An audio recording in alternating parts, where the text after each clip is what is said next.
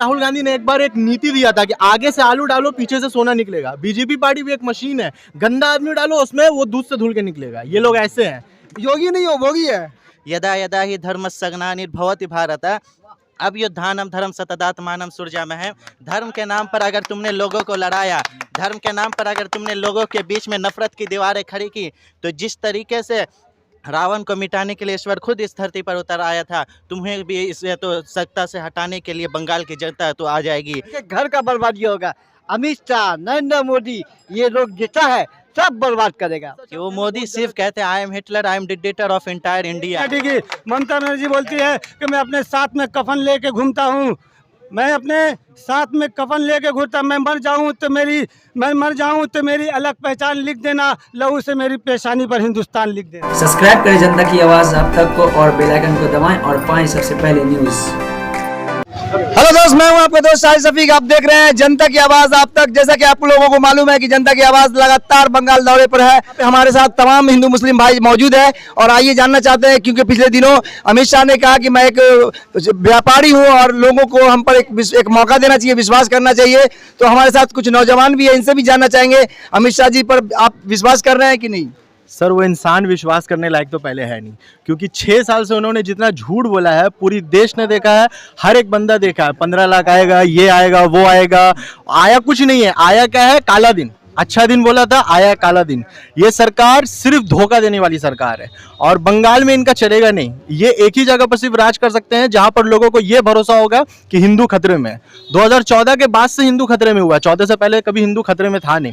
तो ये जवाब उनको देना चाहिए कि आखिर हिंदू खतरे में क्यों है, वो बताएं। उनके आने के बाद इन्होंने ये कहा है कि हिंदू खतरे में। गोडसे की आइडियोलॉजी उन्होंने लेकर आई है, जिन्होंने हमारे देश के राष्ट्रपिता महात्मा गांधी को गोली मारी थी। उनकी आइडियोलॉजी वो लेके चल रहे हैं, उनके नाम पर वो लेके चल रहे हैं। एक जगह करवाते हैं कि हम गांधी जी से बहुत मोहब्बत करते हैं। ये इनकी कैसी मोहब्बत है पता नहीं, कि जो गांधी जी को मारा उनको सपोर्ट करते हैं। ये यहाँ बंगाल में आके बोल रहे हैं किसानों को इतना पैसा देंगे, लाखों करोड़ देंगे।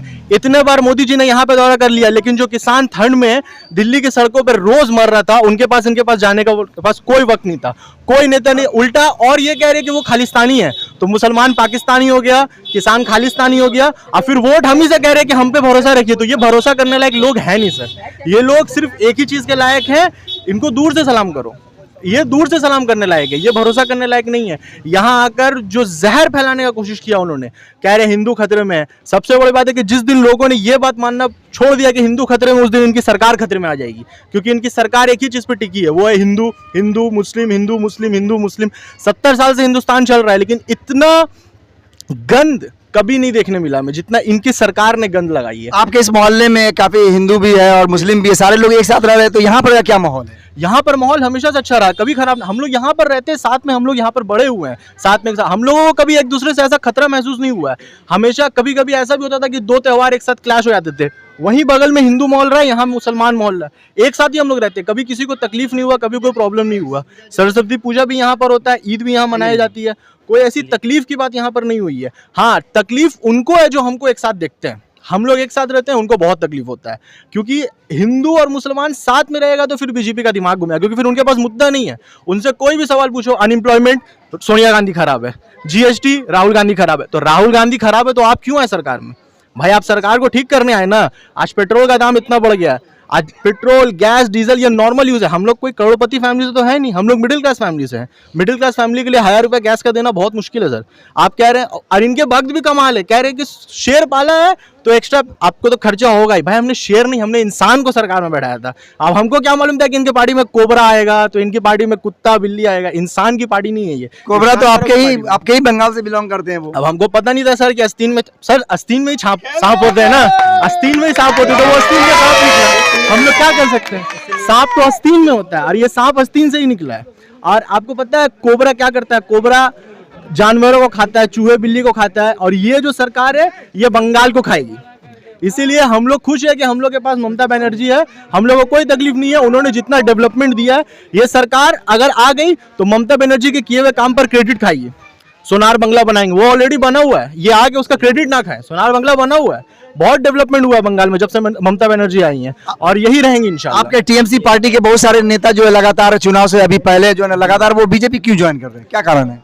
सर पैसा, सबसे बड़ा बात है, क्योंकि अगर यही टीएमसी पार्टी में यही नेता थे तो वो खराब थे, जब बीजेपी में गए तो वो दूध के धुले पे हो गए। ये समझ में नहीं आता है ये क्या हिसाब है। जब ये लोग टीएमसी में थे तो ये लोग बहुत खराब थे, वही लोग जब बीजेपी में तो आपको याद है राहुल गांधी ने एक बार एक नीति दिया था कि आगे से आलू डालो पीछे से सोना निकलेगा। बीजेपी पार्टी भी एक मशीन है, गंदा आदमी डालो उसमें वो दूध से धुल के निकलेगा। ये लोग ऐसे हैं, ये लोग अपने में अलग दुनिया में है सर, इनका अलग दुनिया है। ये लोग इस दुनिया से बिलोंग नहीं करते हैं, ये कोई अलग दुनिया से रहते हैं। जब से मोदी जी सरकार में आए, मोदी जी ने एक ही काम किया, पूरा दुनिया का दौरा, मुफ्त में सर ने पूरा दुनिया का दौरा कर लिया है और उसका फायदा हमें कुछ नहीं हुआ। बीजेपी अभी अपने चुनावी भाषण में बीजेपी बोल रही है कि अब यहाँ से जो हम गुंडागर्दी की सरकार खत्म कर देंगे। हाँ, उत्तर प्रदेश में जो हाल है अभी, और गुंडागर्दी की सरकार खत्म करने के बाद वो बोल रहा है जिसका होम मिनिस्टर खुद तड़ीपार रह चुका है।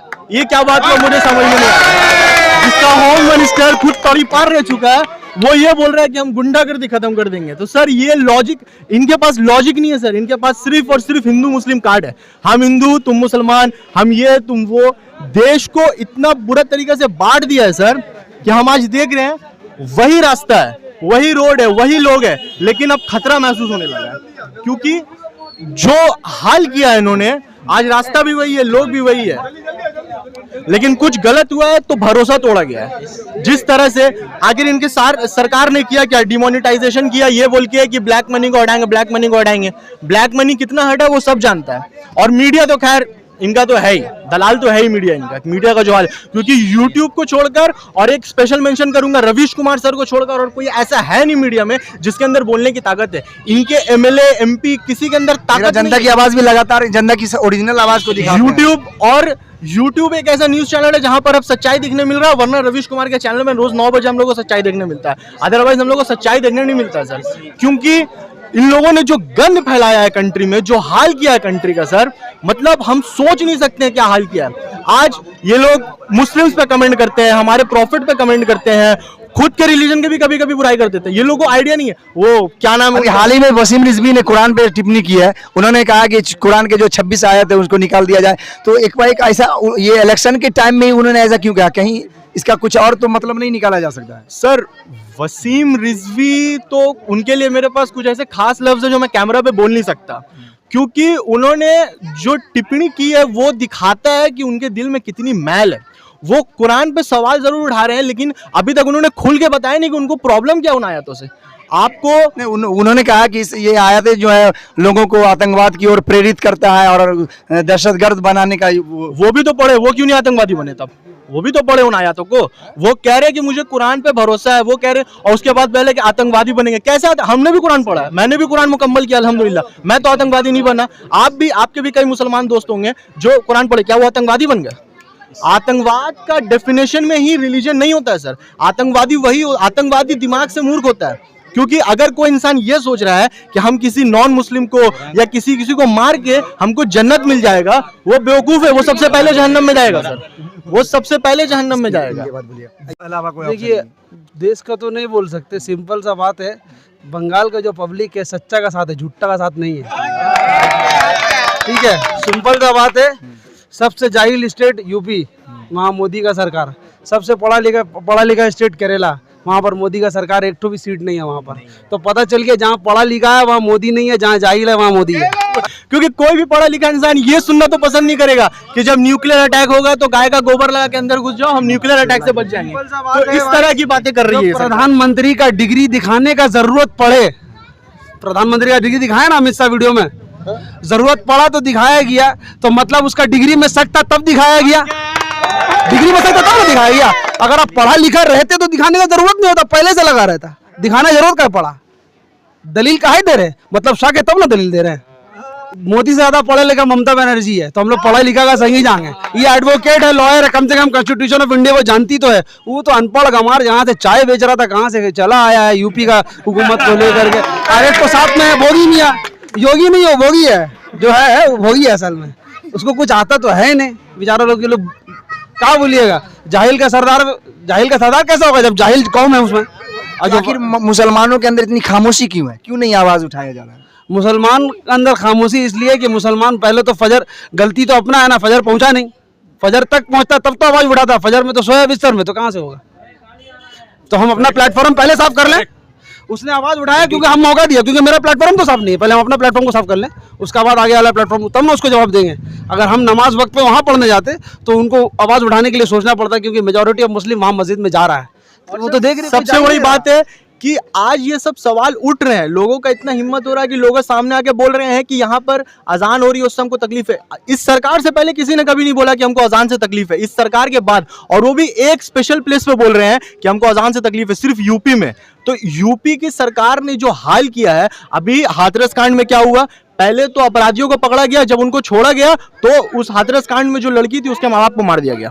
तो ये वहाँ का हाल है, ये यूपी का हाल है। और ये यहाँ पर आके बोल रहे हैं कि यहाँ से क्राइम हटाएंगे, यहाँ से हम बेटियों को सुरक्षित करेंगे, यहाँ से जब एक बार यहाँ पर आके वो बोल रहे थे ना कि हम यहाँ पर से ब्लैक मनी हटाएंगे, बेटियों को सुरक्षित करेंगे, रेप बहुत ज्यादा, तो मैं कंफ्यूज हो गया था कि ये बंगाल इलेक्शन में यूपी का बात क्यों कर रहे हैं। ये सब तो यूपी में हो रहा है, बंगाल में तो ऐसा कुछ हो नहीं रहा है। बंगाल में लड़कियां बहुत सेफ है, हम ममता बनर्जी के साथ बहुत खुश हैं और आगे भी उन्हीं के साथ रहेंगे। क्या बनना चाह रहे हैं?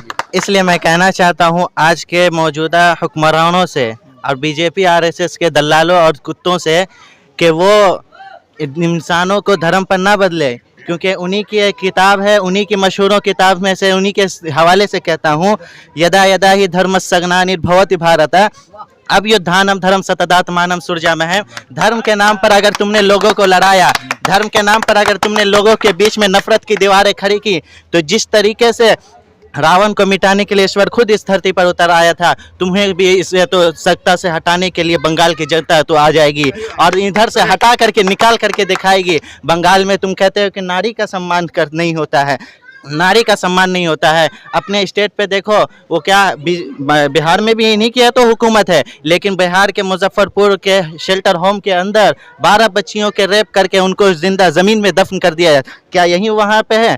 वहाँ पे जब तो नारी का सम्मान नहीं है, क्या उनसे तो उम्मीद रखी जाए कि यहाँ पे सम्मान करेंगे?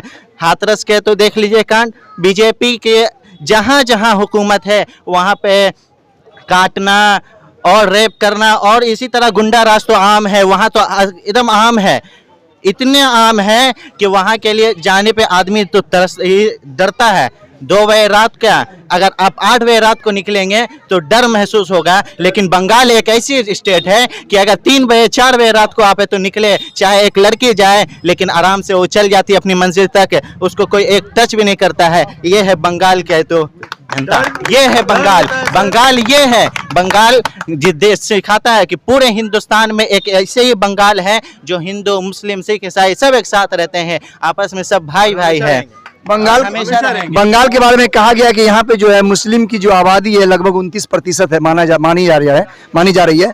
तो क्या लगता है मुसलमानों में जो अशिक्षा की जो कमी है उस पर आवाज उठनी चाहिए कि नहीं? सर ऐसी बात नहीं है, अशिक्षा की कमी है। ममता बनर्जी इसको लेकर क्या कदम उठा रही है? क्योंकि देखिए एजुकेशन तो हमारे अपने ऊपर है। अगर कोई तो ऐसा स्कूल नहीं है जो ये बोलेगा कि कमेटी की कोई ऐसा स्कूल नहीं है जो ये बोलेगा कि मैं आपके बच्चों को एडमिशन नहीं दूंगा, कोई ऐसा स्कूल नहीं है। हर स्कूल खुला हुआ, आप अपने बच्चों को भेजिए, बशर्त ये है कि एजुकेशन के लिए आपके अंदर अवेयरनेस होनी चाहिए। इंसान को पता होना चाहिए कि एजुकेशन कितना जरूरी है। सिर्फ दीन की एजुकेशन ही नहीं, दीन और दुनिया दोनों की एजुकेशन हर इंसान के लिए जरूरी है।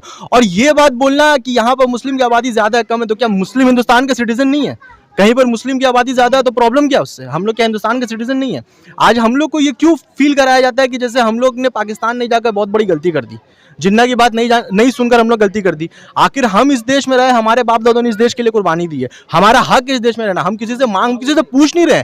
मेरे घर में कोई मेरा स्वागत नहीं करेगा सर, ये मेरा घर है, मैं यहीं रहूंगा। किसी की हिम्मत नहीं मुझे यहाँ पर सवाल करे कि हाँ आप यहाँ पर है, वहाँ पर। बंगाल मेरा घर है, हिंदुस्तान मेरा घर है, जहां मर्जी वहां जाऊंगा, कोई मुझे रोक नहीं सकता। बंगाल एक ऐसा स्टेट है कि यहाँ पे हर एक के दिल में ममता बसती है। ममता क्यों बसती है? ये रुपया पैसा से नहीं बसती है, बल्कि उनकी मोहब्बत उनके काम से बसती है। और बीजेपी और आरएसएस क्या है कि वो तो 500 रुपया करके ले आते हैं और स्टेज पे कहते हैं भाइयों बहनों मुझे वोट दो, मैं 20 लाख दे दूं, भाइयों बहनों 40 लाख दे दूं। और नीचे से जो ला करके 500 रुपया में खड़े रहते, भाई 500 रुपया लाए, कम से 200 रुपया दे दो, नीचे से आवाज लगती है। इसलिए भाइयों कि ये जो बंगाल है, तो बंगाल की जनता के दिलों में तो मोहब्बत है ममता की, ये किसी और के आरएसएस की नहीं है कि वो जो गुंडा राज करेंगे। आज देख लीजिए लॉ जिहाद, ये सब कानून कहाँ हैं? बीजेपी की सरकार में तो भरी हुई है, उसके अंदर बोले कि 2 करोड़ नौकरी देंगे, 2 करोड़ नौकरी देंगे। आज 1 करोड़ का एक घर में भी नौकरी नहीं पहुंचा है, लेकिन पहुंचा है तो क्या पहुंचा, गुंडा राज पहुंचा है। लेकिन अभी वो बोल रहे हैं कि अगर आप उनको सत्ता में लाते हैं तो एक एक घर के लोगों को रोजगार देंगे। वो ये तो बेवकूफ़ी है, घर की बर्बादी है। होगा, एक एक घर का बर्बादी होगा। अमित शाह, नरेंद्र मोदी, ये लोग जितना है सब बर्बाद करेगा, टोटल बर्बाद। जैसे उत्तर प्रदेश बर्बाद हुआ वैसा बंगाल भी बर्बाद होगा। तो यहाँ ममता बनर्जी है और ममता बनर्जी रहेगी और ममता बनर्जी ताज नहीं गिरेगी। इन्होंने ऑलरेडी बहुत बेवकूफ़ बना लिया, डिमोनेटाइजेशन के नाम पर, जीएसटी के नाम पर, किसान कानून के नाम पर, सीएए एक्ट के नाम पर बहुत बेवकूफ़ बना लिया। और इसके बावजूद भी अगर उसको कोई इंसान वोट देता है तो वो बेवकूफ़ है सर, इसमें बोलने में कोई शर्म नहीं, वो इंसान बेवकूफ़ है। अगर इतना कुछ होने के बाद भी अगर आपको समझ में नहीं आ रहा है कि वो बीजेपी सरकार कितनी ज़्यादा खराब है, तो अब कोई और रास्ता नहीं है, क्योंकि ये सब सामने में है। अगर आप सामने की चीज़ को भी आंख से देख के झुटलाने को तैयार है तो फिर आप अपने ऊपर है सर। कोविड-19 के ऊपर जब है तो लॉकडाउन हुआ, मोदी के अकाउंट में कहाँ कहाँ से नहीं पैसा आया, कितना करोड़ों अरबों खरबों मिलियन ट्रिलियन पैसा आया है, लेकिन उसमें से एक भी दिखा दे किसी को दिए हो। लेकिन ममता की यहाँ पे चाहे वो हिंदू हो, चाहे वो मुस्लिम हो, चाहे वो दलित हो, चाहे वो चमार हो, जो भी हो, छोटा से लेकर के बड़े तक को है तो पहुँचाया है राशन और सबको फ्री में दिया है। और हकीकत नहीं है तो ये पूरे बंगाल की जनता से जा करके ये अल्फाज पूछे, अगर वो ना बोले तब बताइएगा। एक चावल हो, दाल हो, राशन हो, आटा हो, जो भी हो, सब के घर तक पहुंचा है। और मोदी क्या किया है बंगाल की जनता के लिए, लॉकडाउन के लिए बताइए। किसान लोग है भी है तो बैठे हुए इतना दिनों से, 4 महीने से बैठ करके तो प्रदर्शन कर रहे हैं, लेकिन उनको क्या समझ में आती है, चल जाते, आज चल गए वहां बांग्लादेश, आज बांग्लादेश में जा रहे हैं। लेकिन जो किसान बैठा है, जो कानून के लिए आपको आपके अब्बा ला करके कोई खिलौना दे या कोई अच्छी चीज़ दे, आप है तो जा करके उसके मुंह पे फेंक देंगे तो कैसा लगेगा आपको। दोस्तों मैं आपको एक बार फिर से बता दूं कि ये भाई साहब जो है ऐसा मुझे लग रहा है कि मदरसे के स्टूडेंट आप हैं, अल्हम्दुलिल्लाह। तो मदरसे के बारे में अक्सर लोग कहते हैं, बीजेपी वाले खास करके जो आईटी सेल है उनके, वो अक्सर टिप्पणी करते रहते हैं, मदरसा अच्छा मदरसा साहब। उन मदरसे के लोगों को, मदरसे के बच्चे को वो लोग जो है ना गलत नज़र से देखते हैं और ये कहते हैं कि ये लोग के पास नॉलेज वगैरह नहीं होती है। तो उसके बारे में अगर मदरसा छाप ऐसा होता है तो फिर सबको मदरसा छाप होना चाहिए। अगर मदरसा छाप के पास इतना नॉलेज होता तो फिर सबको मदरसा छाप होना चाहिए। कि वो मोदी सिर्फ कहते हैं I am Hitler, I am dictator of entire India, कि मैं हिटलर हूँ, मैं हिटलर हूँ, मैं हिंदुस्तान का दादा हूँ। जिसको चाहे तो आतंकवादी का तो लगा दे मोहर, जिसको चाहे हम खालिस्तानी लगा दे मोहर। मोदी के खिलाफ अगर कोई कह दिया वो पाकिस्तानी हो गया तो वोट क्यों मांगने आते हैं उनसे। यहाँ पर जितना भी गवर्नमेंट स्कूल है जो जो govern by West Bengal government है, वहाँ पर जो भी लोग, जाहिर सा बात है कि जो गवर्नमेंट स्कूल होता है उसमें ज़्यादातर गरीब तबके के लोग या मिडिल क्लास के लोग अपने बच्चे को डालते हैं वहाँ पढ़ने के लिए। आपको मालूम होना चाहिए कि सब स्कूल में अभी खाना भी दिया जा रहा है और उसको बुक्स भी दिया जा रहा है फ्री में, और उसको लिबास भी, कपड़ा भी दिया जा रहा है पहनने के लिए। प्लस जो लोग 10-12 में हैं, ममता बनर्जी ने सबको स्कॉलरशिप दिया है अपने परसेंटेज के हिसाब से। किसी को 10,000 मिल रहा है, किसी को 12,000 रुपये मिल रहा है, ये सब मिल रहा है। अभी फिर मोबाइल के लिए मिला 10,000 रुपए सबको 12 के ना। इन लोगों का मतलब जगह है लेकिन झोपड़ी बना हुआ है, उस लोगों को 1,10,000 रुपया करके ममता बनर्जी ने दिया घर बनाने के लिए। आया जाए तो सबसे पहले एल.के. आडवाणी को हिंदुस्तान से बाहर करना होगा, क्योंकि वो हमारा देश का नहीं, उसका पैदाइश पाकिस्तान का था। और एनआरसी में अगर सबसे पहले अगर मुसलमानों को देखा जाए तो मुसलमानों का यहाँ पर हमेशा से जंग आज़ादी से पहले, जंग आज़ादी के बाद भी मुसलमानों ने यहाँ पर कुर्बान किया, अपनी ज़मीन को, अपने मातृभूमि को चुमा है। इसलिए हिंदुस्तान का मुसलमान हमेशा वफादार रहा है, कभी भी गद्दार नहीं रहा। भाई लोग इतनी देरी से बोल रहे थे मोदी के बारे में, मैं मोदी के बारे में एक ही बोले, ये मोदी नहीं मदारी है, ये मोदी नहीं है, ये मदारी है। और झूठ बोलना इसकी पैदाइशी बीमारी है। वो झूठ भी बोले तो सच्चाई नजर आता है, उसकी हर बातों से मक्कारी नजर आता है। वो देश का एक ऐसा प्रधानमंत्री जो अपने आप को बोलता है मैं झोला छाप हूँ, चाय वाला हूँ। आज तक ऐसा कोई प्लेटफॉर्म में कोई देखा नहीं है कि उसको चाय बेचते हुए, लेकिन बोलता है कि हम चाय वाला हूँ। एक चाय वाला चाय बेचते बेचते आज देश बेच रहा है। कल प्लेटफॉर्म बेच दिया, एयरपोर्ट बेच दिया, BSNL बेच दिया, MTNL बेच दिया। अब वक्त आ गया हिंदुस्तान के पब्लिक को बेचने के लिए। आज उसका जुल्म सितम इतना बढ़ गया है कि जो आवाज़ उठाता है तो CBI या तो ED दिखाया जाता है। हिंदुस्तान में 2021 में ममता बनर्जी की हुकूमत आज बनेगी इस बार ममता बनर्जी तीसरी बार जीतकर हैट्रिक बंगाल में करने जा रही है आप लोगों के जरिए, क्योंकि ममता बनर्जी एक वाहिद ऐसी सेकुलर नेता है पूरे हिंदुस्तान में, अभी एक महिला ही रह गई है पूरे वाहिद महिला नेता। आज कन्याश्री में पूरे वर्ल्ड लेवल में ममता बनर्जी को, आपके ममता बनर्जी को हराने के लिए पूरा बीजेपी यहाँ पहुंच चुकी है। एकदम पूरे बीजेपी पूरे वर्ल्ड लेवल से कहीं से भी लेके चला है। ममता बनर्जी सिर्फ मुसलमानों के लिए नहीं, मैं आपके माध्यम से बोलना चाहता हूँ, ममता बनर्जी किसी मुसलमान के लिए नहीं है, ममता बनर्जी किसी हिंदू के लिए नहीं है, ममता बनर्जी किसी क्रिश्चियन के लिए नहीं है, ममता बनर्जी किसी ईसाई के लिए नहीं है। ममता बनर्जी तमाम अवाम के लिए, वो इंसानियत के लिए काम करती है और हमेशा से इंसानियत के लिए वो अपनी जान दे देगी, मगर वो पीछे नहीं हटेगी। ममता बनर्जी बोलती है कि मैं अपने साथ में कफन लेके घूमता हूँ, मैं अपने साथ में कफन लेके घूमता, मैं मर जाऊँ तो मेरी अलग पहचान लिख देना, लहू से मेरी पेशानी पर हिंदुस्तान लिख देना।